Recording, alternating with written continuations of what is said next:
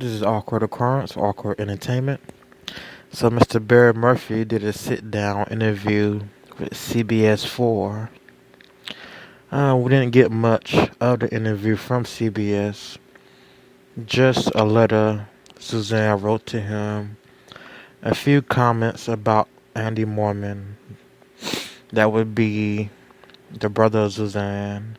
One of the comments was, I guess Andy never really called his sister much, and that's the gist of it. But one of the theories I've been thinking about is a love triangle gone wrong. And the possibility of that is very low. In this case, the possibility very low. But I'll get into that in the next video. She had planted recording devices in his office. It was a listening device. It was a listening device. And it was sewn into the lining of your jacket. Correct. It sounds like a spy thriller, She had taken my phone and had it cloned. but it's a real-life love story turned tragic. I screamed, "Baby, what have you done? What have you done?" An affair that led to a fatal encounter between a wife and the woman she thought would replace her. I come outside, all up and down the street is just police cars. Her brother flew to Colorado to search for her, then took his case. Got a lot of theories. Including pointing a finger at Morphew's husband. Our Mountain Newsroom reporter Jamie Leary talked with the husband. Jamie, what does he think happened to his wife?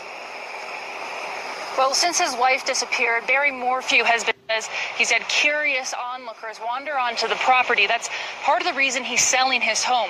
The other part is he believes his wife was abducted, and his two daughters are now terrified to live inside of the home. We sat down and talked to him without cameras about it, and he gave me permission to share some of his story. Barry Morphew wasn't part of the recent search for his wife, and he's already spent months scouring the land around their home. He no longer believes she's here. What do you remember about her? She's just the brightest light ever.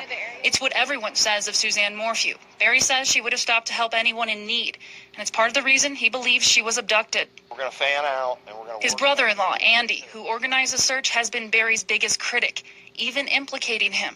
You think her husband is the one that did this? Well, based on behaviors and things that have happened, yeah. But Barry says Andy hardly spoke to his sister and paints a very different picture. The 52-year-old broke down in tears on Sunday as he talked about the love he and his wife share for each other. In a letter she wrote to him on Valentine's Day, she said, "I just want you to know my life would be nothing without your love and the excitement you bring to our marriage and my life. All my love, Suzanne." She continued on another sheet of paper, talking about how Barry held her when she was sick from chemotherapy, writing, "I remember all the beautiful and difficult times we had. So many. Through each one, I know our love has grown stronger. You are my love forever." The pair married in 1994 and had 2 children, despite Suzanne's Hodgkin's lymphoma diagnosis, which recently returned. Barry has faith she's still alive, and to aid in the search, he says he's willingly turned over cell phone records and opened his home to investigators. I spoke with investigators today to check in. They say so far they have not identified anybody as a person of interest in this case.